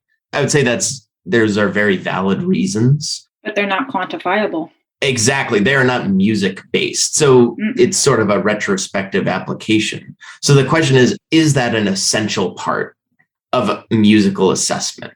And I would argue that it isn't because it's a musical. Like it's not actually related to the music. But I think that's probably the number one criteria of these lists is like cultural influence or relevance. Well, and that's where the concept of rockism, as Bill's talking about popism, comes from, this idea that it has to be this and historically authenticity, etc. And for me, when I mentioned Hanson and Spice Girls, I wouldn't say that their albums were things that left a huge, I'm not going to hang them on my wall and I wouldn't buy them on vinyl if they came out now, but it's the meaning made from it. And you can't take that away from art. Because if you take that out. Oh, yeah, but that's great. And people should write about it. And I would love to read it. It's like, Can I mention one other thing? That there is this real perniciousness, though, when you get out of this thing of just valuing personal connection to things. Because I'm totally in favor of that personal connection, right? That I don't know if you guys saw a piece I did for BuzzFeed a few years ago about R. Kelly. Do you guys know anything about how R. Kelly was written about in the New York Times? This is the ultimate popism story. Khalifa Santa, right? He spends the rest of the 2000s writing about how great R. Kelly is. He's the best. He's a genius. And yes, he has some little legal problems, but he's triumphed over those legal problems. He's won over the courts. He's won over the public, and he's just irrepressible. And he wrote about him over and over and over and over again. I did like this massive BuzzFeed story about it. And it's almost beyond disturbing that he literally wrote them in the New York Times. He's the most influential pop critic in the country. He writes about it over and over again about how great R. Kelly is and how he's triumphed over these legal difficulties. And he's just made everyone like himself even more, none of which was true, right? And never, ever mentions the words urinating on the face of a 13-year-old girl, much less all the other documented outrages that he did at the time, okay? That, to me, is the quintessence of popism. And Powers did it in NPR. Pitchfork hired R. Kelly to headline the Pitchfork Festival like a mile from the high school where he went trolling for 13-year-old girls. And everyone acted like, oh, he's a hometown hero, R. Kelly. Like, in what universe? And it just became this crazy thing. And this happens over and over and over again, that nobody ever calls any of this artist on anything. You can put out shitty record after shitty record. You can literally urinate on 13-year-old girls, and popist critics will still say you're the greatest thing in the world. So this would go back to the idea that quantifying without the meaning would be bad. Well, no, just that if you come into this world where, I mean, popism is specifically put in opposition to rockism, and that if you come to this thing where you're just on the artist side and everything they do is triumphing over it, and they're just always winning and they're just always putting out the best work of their career, which is the quintessence of popism. And actually, it has economic origins. Like the way popism started was that critics used to have opinions and negative opinions, but if you did that, you couldn't get a cover story in Rolling Stone magazine. So then there's this whole new class of critics who said, oh, I can say good things about Marilyn Manson. I can say good things about all the shitty bands of the time. So they all started writing cover stories, but they had to come up with intellectual cover for it. And so the cover was that, oh, there's all these big, mean critics being mean to pop artists, but I'm someone who celebrates pop music and respects the needs of the audience. So I can write all this positive things about shitty pop artists. So that's how popism started. And a lot of those people are the ones who started promulgating this thing that there's these big bad boy critics who don't like pop music, which isn't even true. I mean, you go back and look at the Paz and Job poll every year. There's always all these pop songs. There's disco albums. There's all sorts of stuff. Rock critics have always been into pop music. Rock critics have always been into female artists. Rock critics have always been into all these cool things. And so to me, it's just a total myth. To this day, I still haven't found something that you'd say was that cliched raucous thing of, oh, all pop music is bad or something like that, because critics love pop music. I mean, well, that's not how I define rockism, is that pop is bad, because it's very evident in the Rolling Stone in the early days. I mean, the word pop and rock were interchangeable. We don't really see the word rock start to triumph over pop until the late 60s, when you see rock exclusively used over pop, or it starts to trend in that way. And then that's when the word changes. And if you look in the 90s, there's I can't remember who wrote it, but there's a great piece written challenging some of the Natalie Imbruglia reviews where they talk about her as this cute little tiny thing that you want to hold in your hand, or however they say it. It does exist within there if you're looking for something that, or if you're paying attention to something that's being said constantly throughout history, especially when we write about women stars. It does exist. It definitely does exist, because just paying attention to the idea that if it's not authentic or meaningful to one means it's a piece of shit to another. It's valueless. And that's what rockism is. It's because rock is the genre of rock. If we go into genre theory, and I personally define it with the concept of folk music and meaning and authenticity. You can be whatever genre you want to be and still be rock and still exist as rock. If you withhold these aesthetics that exist within these writings, these principles that seem to be outlined. And I'm not the only one who says that. I know there's other scholars who talk about that too. And if you're perceived as authentic. Because if we think about Dylan unplugging, some loved it. They thought, this is great. Of course, now we look at it differently. Plugging in, you mean? When he went electric? Yeah, sorry. When he went opposite. But Pete Seeger and others saw it as inauthentic. But to Dylan, who's to say that wasn't authentic to him? And implicit in that is rock good, pop bad.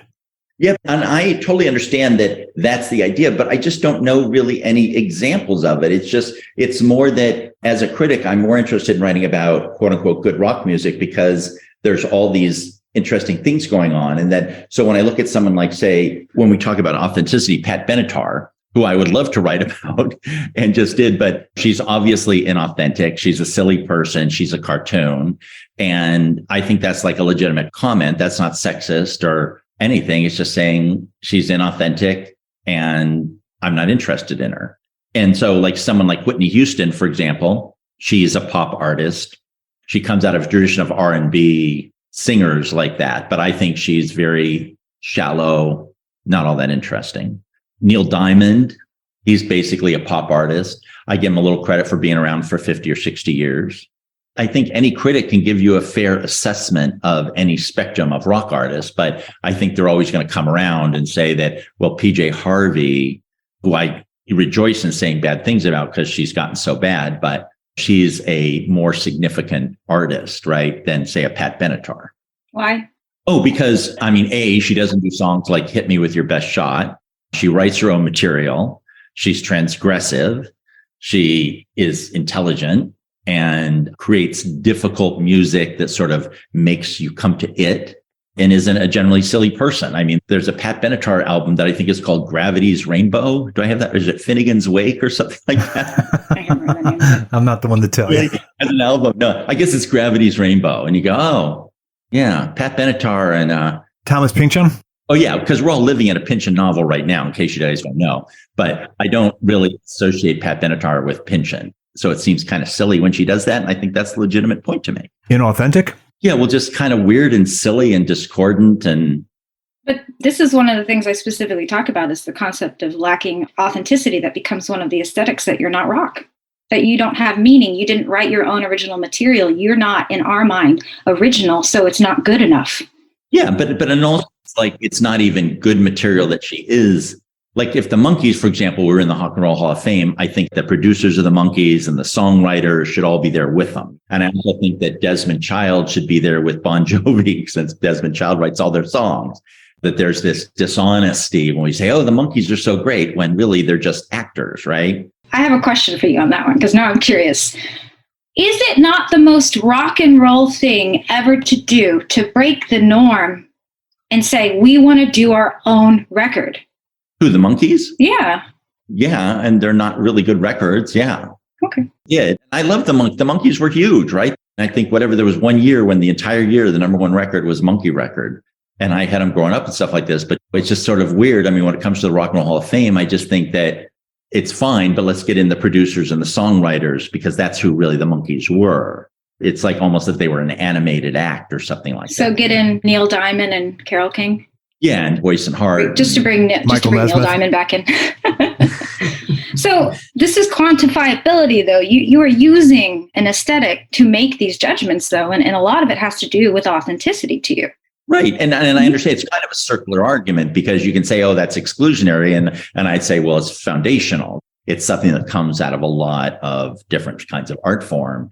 Mm-hmm. And again, I think it might be this generational thing to some extent, because I'm not that old, but I do appreciate how difficult when people talk about how Michael Jackson being such an important artist. I mean, I definitely think he's an important artist, right? But when someone bought a Beatles record or when someone bought an Elvis Presley record, they were doing something they'd never done before, that had never happened before in history, that this 13-year-old girl would go down and buy this insane record that when she took it home and played in her house, the whole house would explode, right? And you buy a Michael Jackson record in 1984 or 79, off the wall, and you take it home, it's like, oh yeah, Michael Jackson, he's been with us our whole life. How nice he has an album. You know what I mean? It's not a radical, transformational, transgressive moment in cultural history.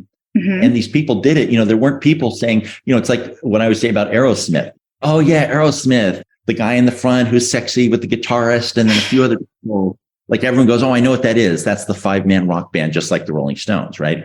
When the Rolling Stones did that, they were filthy, gutter, disgusting, horrible, ugly, unwashed people living in a grate, basically, literally with snot on the walls. And so when those guys become stars, you go, oh my God, something, for better or worse, that's something, right? That's not like Steven Tyler going, oh, I'm going to act like Mick Jagger.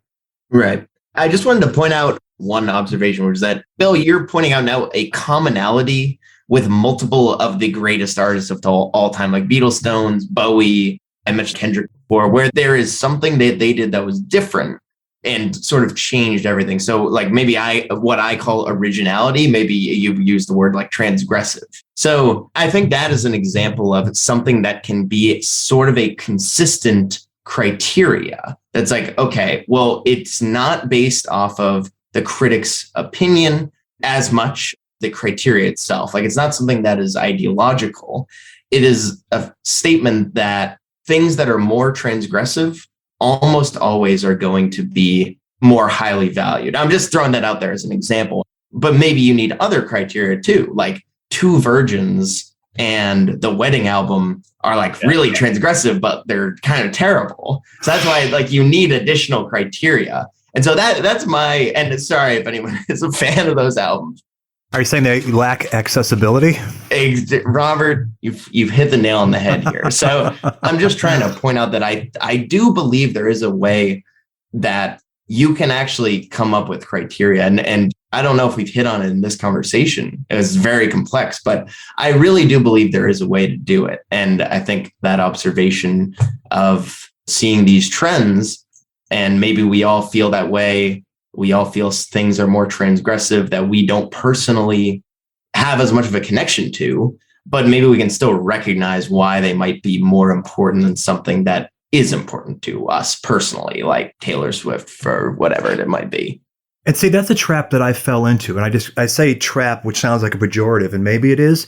But when I was all in earnest as a young guy trying to absorb all this music that I hadn't been exposed through the normal channels and going through the Rolling Stone guide and buying all the 5-star albums and all that stuff, there was plenty of times where I was listening to stuff that I didn't particularly enjoy, but it's a 5-star album. So the problem is me. I need to be a fully well-rounded individual absorbing everything that I should and worldly and all that. I must learn to enjoy this stuff. Sometimes I did, sometimes I didn't. But that was sort of a burden I placed on myself because I thought that was the point of rock criticism, or any criticism, was to point out stuff that is worth your time and investment and point out the stuff that isn't, as Bill cited earlier, Red Rose Speedway. I know there's plenty of listeners that are going to kill me on that. I'm sorry. I still haven't been able to warm to that record. It's not my favorite record. But I also agree, though, you were saying that something was wrong with you. Well, when it's the opposite way, when you love a record and it's completely trashed, you feel the same way. You're like, well, actually, I really like that record. Actually, I think if you ask me one day, Sgt. Pepper might be my favorite Beatles record one day. It might change. It does often. But when people ask, I'll give you a great example of what you're saying, Robert. I was at the Austin Record Convention a few weeks ago, and I'm going to point this out only because we've brought it up a few times. There was a dealer who was also, I guess he has an Instagram or whatever, and he asked people really fast. He says, if your house is on fire, what's the one record you would grab? Right? Every listener, think about that. And I said, I have no idea. I have no idea. So far, out of multiple 20 or 30 posts, I'm the only female, and I have really bad allergies, so my eyes are all red and I look really high, but I'm not. And my answer was Sgt. Pepper. And they cut it off. And I said, wait, I didn't tell you why. To me, the importance was why I'm saying this record, not just because, oh, I'm a girl, I like the Beatles, duh, ha, ha, ha, twirl my hair. There was a reason, and it was valid to me. But even before I answered, I was like, oh, they're going to expect me to say this. They're going to tear me apart. Whereas every other guy had this super rare, exclusive, autographed, record that was super cool, and only those insider record guys would know. And I felt, listening to them, I was like, I was honest, at least. Anyways, but my point is that, I had to think about my answer. It becomes competitive. It's one-upsmanship. It's, somebody saying Metal Machine music or something like that. And who does this remind you of? Deb Supnick on the show, conversations we had where she's being forced to defend her fandom. Yeah. And say something better than that, Deb. Yeah, exactly. And the idea of that you don't like this, say I like Pat Benatar, would you, Bill, think less of me? As a critic, would you go, she doesn't know what she's talking about? No, I mean, that's the whole thing, like that everyone should just write their own list. That's the thing. And I feel bad personally that you've ever felt from my gender, just in general, you know what I mean? That's the big failing of criticism. They should say every piece of criticism that the bomb should say, this is just one idiot's opinion, knock yourself out. I mean, I value so much just the exchange of ideas. So one of the things we're forgetting too about Rolling Stone, for example, is the first issue of Rolling Stone I ever got had Led Zeppelin on the cover, right? Which had the Cameron Crowe story that was the basis of Almost Famous, if you can believe that. Yeah. Which all women are groupies. I'm just going. So Bob Dylan, Blood on the Tracks, that's the album reviewed. Jonathan Cott and John Landauer do 2 parallel reviews, and you turn the page over and they had 10 other people reviewing it. How great is that? That to me is the thing. And the one thing I want to say about the Rolling Stone Record Guide, that's all done by Dave Marsh. Oh yeah, I'm crazier than Jim DeRogatis, okay? But at the same time, I celebrate the personal insanity of so much of that book. Everyone should do their own. Dave Marsh did the work, so he gets to publish his book. But boy, you want to talk about an insane critic. You wrote a book on the Beatles' second album. I'm not only a rock criticism scholar, I own every vintage book from Jerry Hopkins to I have some Dave Marsh, yeah. and I have it all. I have it all. It's a prized collection to me, especially my groupies and other girls, because that's something I write about. And think about what that says, as well as Almost Famous, too. Almost Famous is one of my favorite movies, but my role in there is a groupie. So you have to see where I'm coming from with these conversations of what is and isn't authentic. Anyways, I'm not on this crusade, but it does come up more often than you think. And Robert, remember at the Beatles White Album conference, when there was a group of people on stage, and I think it was mostly men. I know Bruce Spicer, the guy from Slate, I can't remember his name. He tries to look like Bob Dylan. I don't know his name. Oh, yeah. I know who you're talking about. And Mark Lewison, right? And Jude Kessler tried to ask a question, or she was being asked by Mark Lewison something, and they shushed her. They shushed her. She was the only female talking. They shushed her from off stage when Mark Lewison directly said, "You should ask Jude." And Jude started to answer, and he goes, "Shh, this isn't your time to talk." Shushed her. And this is common. I think you guys will see it more. I don't know why I'm not on a crusade here.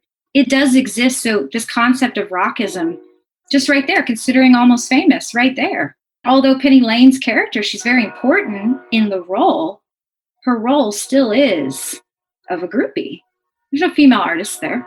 So what you right it speaks to, the climate of rock, the tellers of the story then were all white men, right? Mm-hmm. So that was their worldview, and that was the prevailing opinion of the time. Just as an aside, I wonder how many people are doing a what the fuck when they get the new Revolver set and saying, there's an essay by Questlove. What's that about? And I see it as good. They're bringing in a perspective that's not obvious, that's not going to be predictable. That's where the world is headed. The inclusivity, serving the underserved, and trying to address the wrongs that you're speaking to. Bill?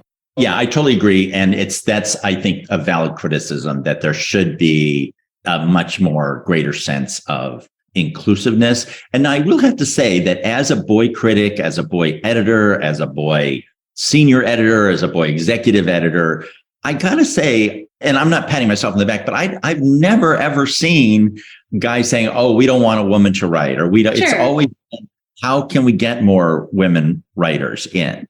There's institutional and tractable issues involved there. And it's one of the reasons I respond with such asperity to this rockism stuff, because it's gone on so long, that this whole idea that male writers don't like female artists or don't want female writers or something. Now, the proof is in the pudding, right? And you can just look at I think originally Rolling Stone was very sexist and questionably. Spin was probably less sexist, though internally it was questionably.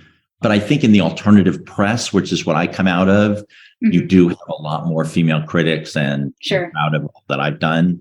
But it is true that in effect, there's not enough women critics. But at the same time, the idea that it hasn't been an issue or wasn't known and wasn't trying to be rectified is not true. And I can speak to that as the host of this podcast, that I try so hard to get differing opinions and different perspectives on the show. Allison will test how hard I try to get to women authors and other women guests on the show. And as hard as I try, there's no institutional resistance. It's just they're harder to find, because males with opinions are a dime a dozen. And I can remember in one of the early South by Southwest, and I kind of don't remember, because I think if I were saying, I'd say, "Oh, we tried to do this," but I would kind of help out. And I remember at least helping out to get, and forgive the construction, but the fanzine girls. And so we did a panel that was just the quote unquote fanzine girls, and it was very punk rock and had writing on the wall. And so that's just an example like that. In the very earliest days of South by Southwest, there'd be this emphasis on including all that stuff. Sure. Are you there, Allison? No, I used to do South by when it was local and cool, and now it's just it's a corporate circus, and it's not like it was. So I haven't. It's so funny because this was always the joke that, again, I'm so old that I went to the original like 12 of them, right? And by the third year, it was like, oh, it used to be so cool. Now it's so fucked up, literally like 1991 or two.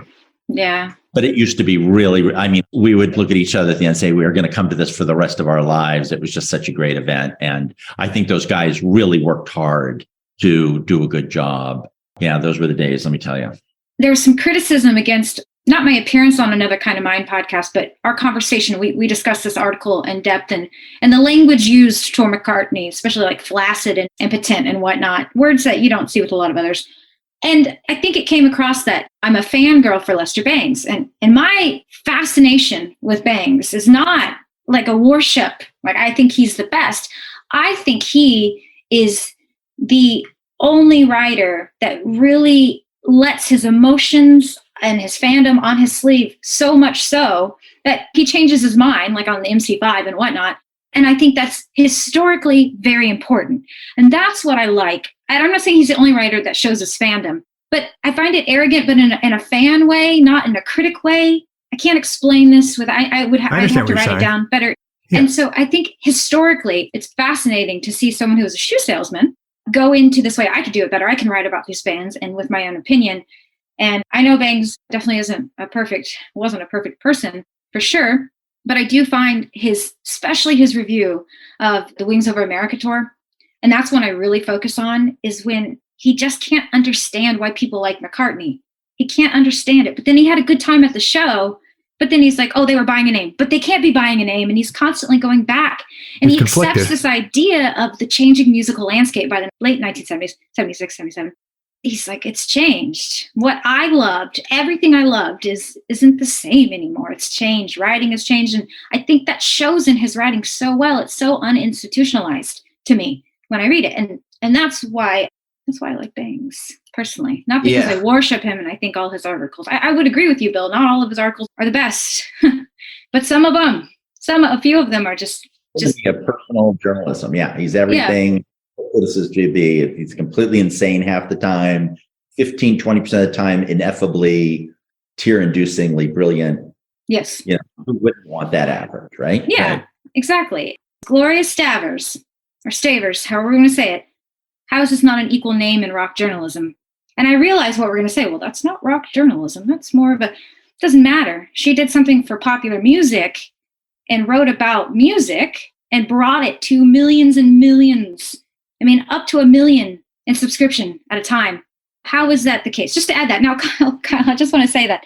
How are you feeling about quantifying music in your forum still?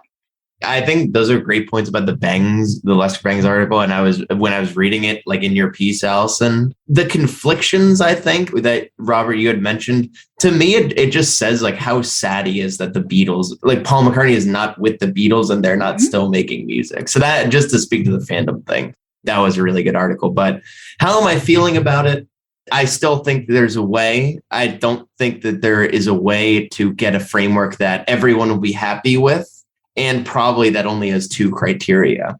But I do believe that it can be done and that it is subconsciously being doing. But I think that in terms of history, any canonization of these quantifications is certainly maybe suffered from the lack of diversity we've discussed, as well as just inconsistencies with what some people value authenticity overall. Their personal feeling is the most important. And I think that's what we've seen here today. So it's a challenge, I think, to really bring it to something that everyone can at least like we're reading the same page here. Mm-hmm. We are not all going to paint the same picture, but we're using the same canvas and the same colors. But we'll see.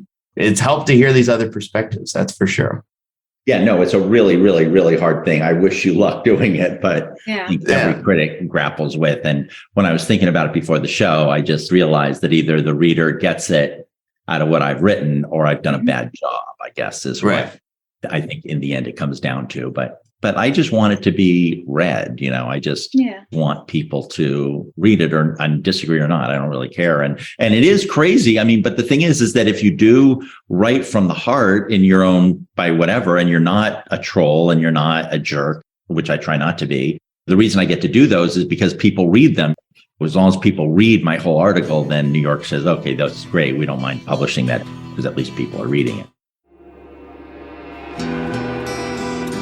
Something About the Beatles, created and hosted by Robert Rodriguez, executive producer Rick Way, title song performed by the Corgis. Something About the Beatles is an evergreen podcast.